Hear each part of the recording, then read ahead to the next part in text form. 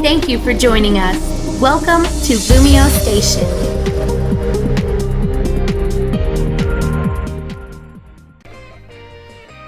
Yo, what is going on, LumioStation? This is Dan, aka aDrive, bringing you a Pokemon Wi-Fi battle in the NU tier. First, I want to thank LumioStation for allowing me to submit my second community submission. So I'm super excited to be back on the channel. If you guys are feeling this video, this is a super close NU battle, and I think you guys will really dig it. But if you are feeling this battle, make sure you give the video a like rating.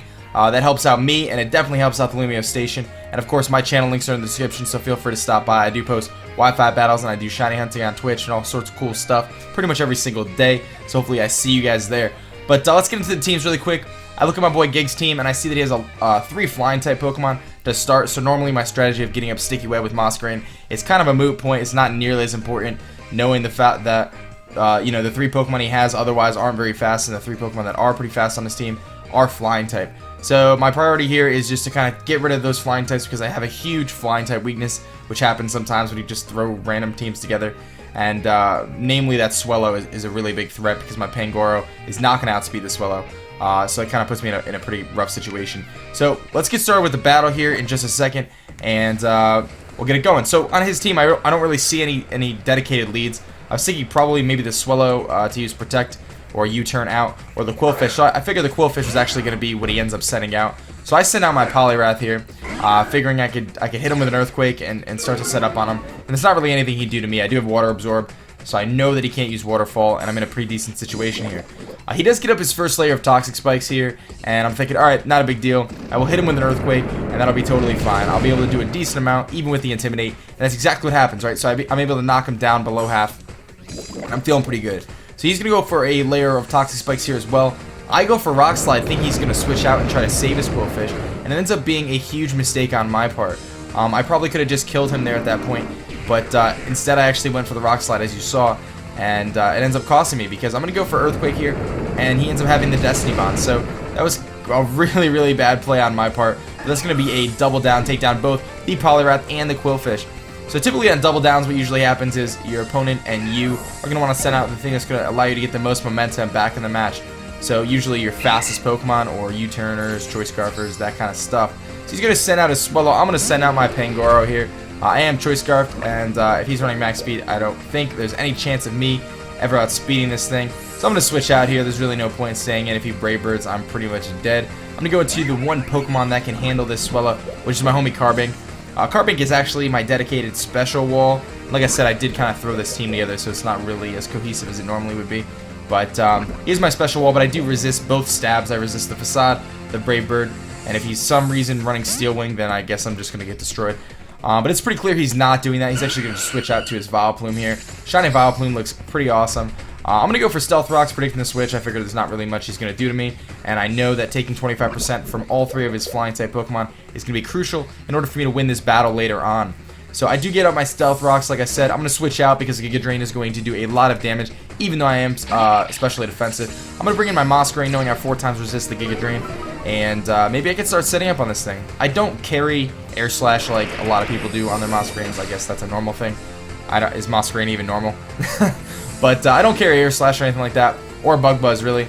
But he doesn't know that, so I can stay in here and start to set up on him. Again, the Sticky Web doesn't really make any sense, which is what I normally would do, because nothing on his team's really that fast except for his flying type. So I'm going to go for Quiver Dance here and start to set up my Moss Grain. I run a very weird set where I only run Quiver Dance, Sticky Web, and then I run Baton Pass and Scald. I run Scald even though it's not Stab. I think the burn chance is actually worth more to me than hitting something with Stab. So I'm going to barely live a, I think that was a double edge from this Eevee. You would think this Eevee would be kind of like a joke Pokemon, but it ends up actually kind of doing some work, and it ends up knocking out my Moss Grain here. Which, I mean, Moss Grain's not exactly the most, bulky Pokemon in the world, but either way, he's able to knock me out with his little shiny Eevee over there. He's going to switch out knowing when to outspeed. He doesn't want to go for Quick Attack knowing it's not going to do much. He's going to go to Drifblim, and this is a huge moment in the match for me. I'm actually going to predict the switch into Drifblim here, and actually go for Crunch. I figured Crunch probably would have killed the Eevee anyway, and it would have done a lot to whatever he brought in. So that is going to take down his Drifblim, and that's a huge prediction. Had I gone for the Storm Throw, I still would have hit the Drifblim, but it would have been a resisted hit, I believe. So it wouldn't have done a whole lot. and I am locked into the crunch. So at this point, he's going to go into his Swellow. Really smart play. Really gives him the momentum again back in the battle. And there's not a whole lot I can do. I have to switch out, and I have to go into my Carbink again.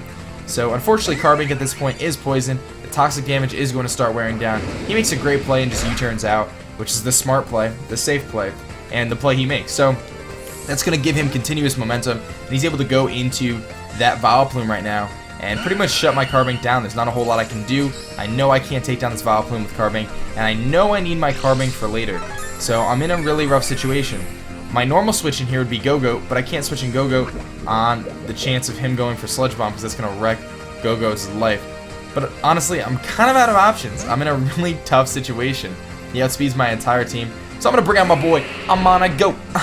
Yeah, so my shiny Go-Go comes out here. I'm on a goat, not a boat. And I'm hopefully going to be able to wear this Vileplume down. He does do exactly what I figured. Go for Sludge Bomb and do over half to my Go-Go. Not really a whole lot I can do. The Toxic is really starting to rack up on my Pokemon. My Go-Go is not going to be able to do much to this Vileplume. And I don't know how I'm going to win this battle at this point. There's really not much hope for me here. Go-Go's going to take some more poison damage. And I can't even set up. So I just go for Earthquake and hope it does something. And of course, you're going to see here in just a second. That looks like it's a very physically defensive Vileplume, which kind of makes sense with the structure of his team. And Mr. Go-Goat over here is going to just go down. And that was a very poor showing from Go-Goat, which is actually normally a pretty cool Pokemon. But unfortunately there, it just doesn't really do much. So in comes my boy Smokey the Bear. I can run the double Bear Core. I got my Pangoro and my Ursaring. And I actually run Quick Feet Ursaring instead of Guts. Guts would have come in handy here because it would have killed. But Quick Feet allows me to outspeed a lot of threats and pairs nicely with the Sticky Web when I normally run it. So he's able to live the hit. I live a Sludge Bomb, take some more poison damage here. And at this point in the battle, I'm kind of just starting to calculate out how I can have a chance to win this. I think he makes a pretty big mistake here and actually keeps his Vileplume alive. But I am able to knock it out. So that puts me in a decent situation. It's 3-on-3. But I still feel like I'm at a disadvantage because that Swellow can pretty much wreck my entire team. My Carbink is poisoned. Everything on my team's poisoned. So, anyway, in comes his Eevee. I know this Eevee's carrying Quick Attack. So I'm going to switch out. I actually switch out here thinking my Ursaring is the most useful Pokemon for me. He's pretty fast. I know he can knock out the Pidgeot if I have to. So he's going to go for Quick Attack. I think my Pangoro can take it the best of any of my Pokemon left. And that's exactly what I do. Take some toxic damage, and I know I can knock him out at this point. I don't know why he didn't go for Quick Attack here. I don't know if he thought I was going to over-predict and go for Parting Shot, or what it might have been. But it ends up working out in my favor because I'm able to knock out his Eevee and keep my Pangoro alive just a little bit longer. We'll see here in a minute. It doesn't actually make any difference that he didn't go for Quick Attack because I just pretty much die pretty easily here.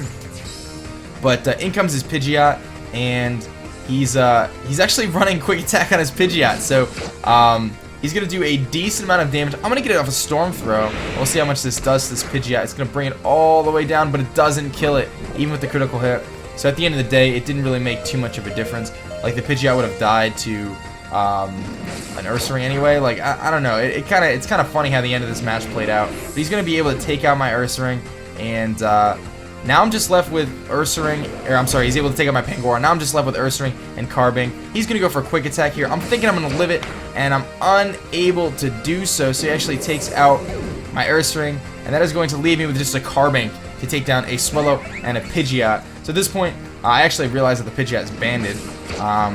So he's going to do a little bit of damage to my Carbink, and I'm able to use Moonblast and knock him out. So it comes down to the wire. There's a few plays that were like really tricky here at the end because I had to make sure I could live against the Swellow. He had to kind of figure out a way to take down my Carbink, and it looks like he's got the advantage here because I am getting worn down by Toxic. But let's not forget about the fact that his Swellow is Toxic as well. So I guess there's a little bit of hope here for me, but unfortunately I'm not carrying Power Gem. I run Dual Screens, Stealth Rocks, and Moonblast. So he's going to go for Protect here to try to rack up me to second turn damage of Toxic. That'll be doing about 12% to me. And you're going to see he's going to take some Toxic damage. I'm going to take some Toxic damage. You get some Toxic damage, and you get some Toxic damage. And my Carbink's hanging in here, and I'm only at 61 HP. I have to live this Facade. I live the Facade with 7 HP. Go for the Moonblast. It's going to hit this Swellow super hard. Is it going to knock him out? No, it's not. But guess what? Swellow is indeed faster than Carbink. So that's going to mean he is going to die first. I'm going to die to poison damage. And it's going to be, I guess you consider it a tie. But I guess the way it works is whoever dies first, that person loses. So I will give myself the win for that. And really super close battle against my boy's Gig. Hopefully you guys enjoyed. If you did, make sure you check out my channel in the description. Make sure you give this video a thumbs up for LumioStation. And hopefully I will see you guys next time on LumioStation. This has been your boy aDrive. Peace.